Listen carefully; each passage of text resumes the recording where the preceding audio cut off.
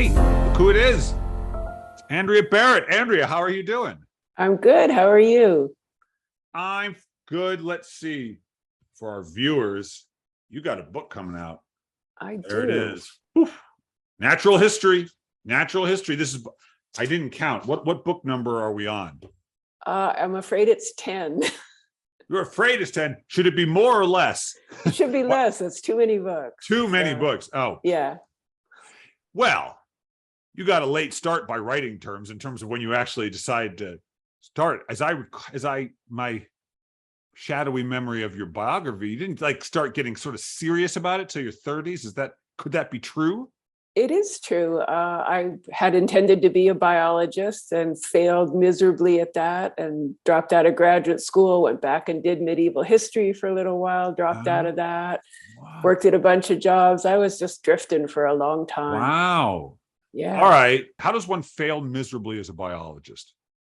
Well, in my case, I went to Union College, which is in Schenectady. It's a school that's great for sciences. And Mhm. I did fine in college, but I did manage to get out without understanding at all that I wasn't doing science. I was reading about science and reading Right. about the people who are doing science. And I didn't get that that's what I love. So I went off to graduate school in zoology thinking, oh, this is fabulous. I'm going to be a marine biologist or maybe an ethologist or something. But I wasn't in for one semester before I realized how little scientific mind I had and how aghast I was really at what science actually is.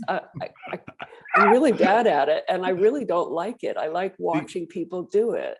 to me, that is not failure. That is the exact opposite of failure. You succeeded wildly in recognizing who you were, or at least Well, part of who you were, which is like, I don't want to do that. yeah, I guess that's what growing up is for everybody. It Yeah. took me a Yeah. really long time to figure out what I wanted to do, but I was really good at understanding what I didn't want to do. I kept Oh, trying things and yeah, trying that's things. It's good. like, nope, that's not me. Nope, that's not it See, either.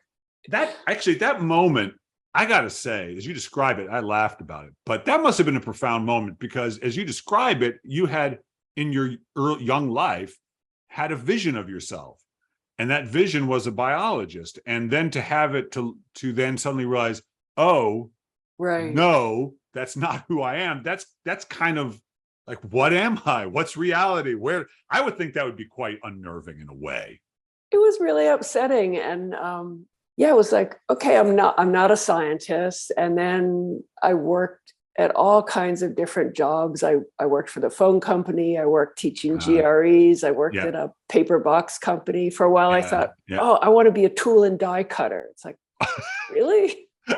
Uh, I just kept trying stuff and Yeah, nothing really nothing took. fit. So, if you don't have a picture of who you're supposed to be, how do we know that the thing we're doing is not it? I can't answer that, but I Yeah. always knew it's like, no. Wow.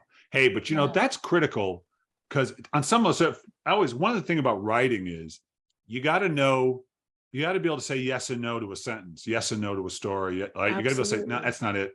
And it being able to knowing something isn't it, I think is really important. Actually, Yeah. don't I mean, as you discover what you think a story is. I have friends who write with a clear vision in their mind and they Hmm. sort of have everything outlined and laid out and then they Yeah. write toward that. Yeah. And, God bless them, but I Right. don't. I have no idea where I'm going, but I do have a really profound sense of not there and no and Right. wrong sentence and wrong tone and Right. wrong sound. I love this book. And one of the things I love about it, I mean, there's a lot of things that I like about it. I like your, well, I like your approach to storytelling, but I love that it's a collection of short stories that are connected and Uh-huh. connected to other books. I should point out. So this is somewhat unusual in the literary canon, I'd say.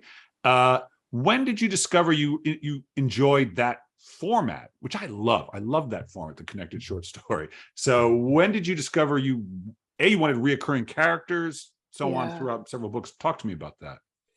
Um, I didn't use a character over until I started writing The Voyage of the Narwhal after I finished Ship Fever. And I had initially envisioned that as a companion novella to Ship Fever.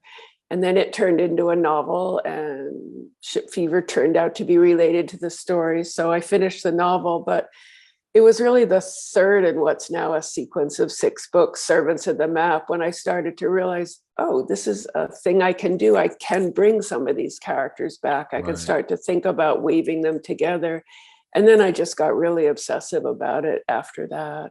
Now I can't stop, and that's not a great thing entirely. All right. Well, so let me ask you this. So you finished Natural History, 10th book.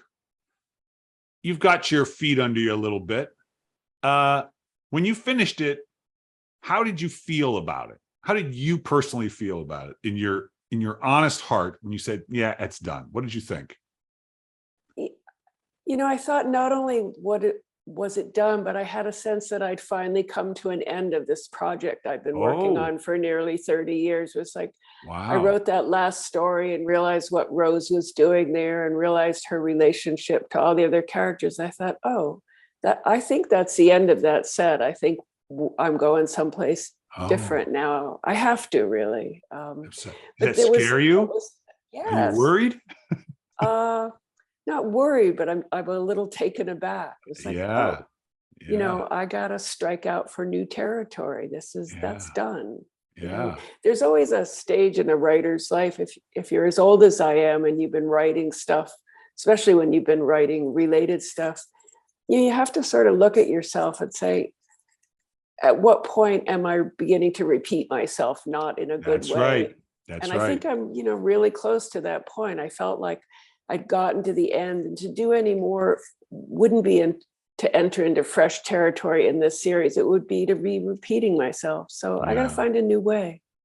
Boy, that's so true. Because what happens is you start, and I write in a certain kind of thing and about certain topics a lot.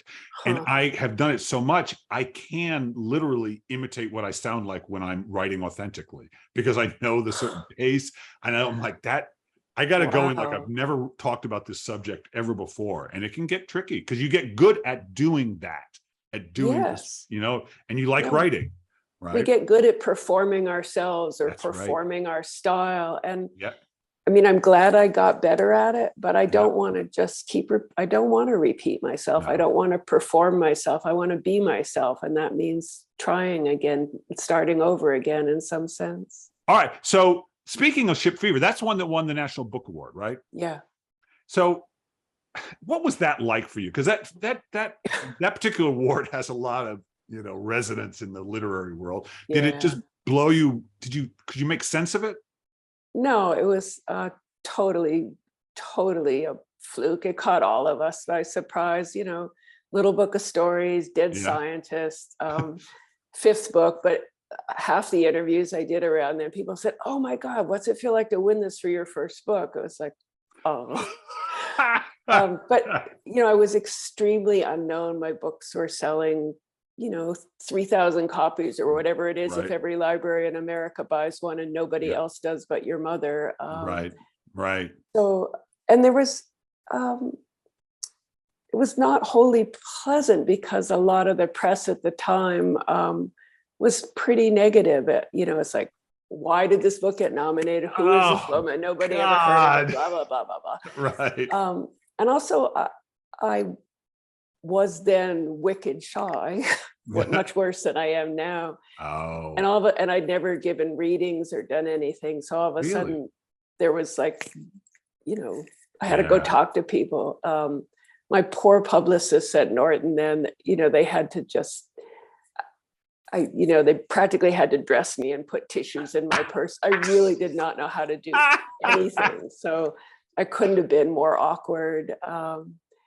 And then at the ceremony, it was bad enough being nominated, but truly nobody expected me to win, and rightfully so. So it was in a big ballroom, and they put our table all the way at the back up against the back wall because.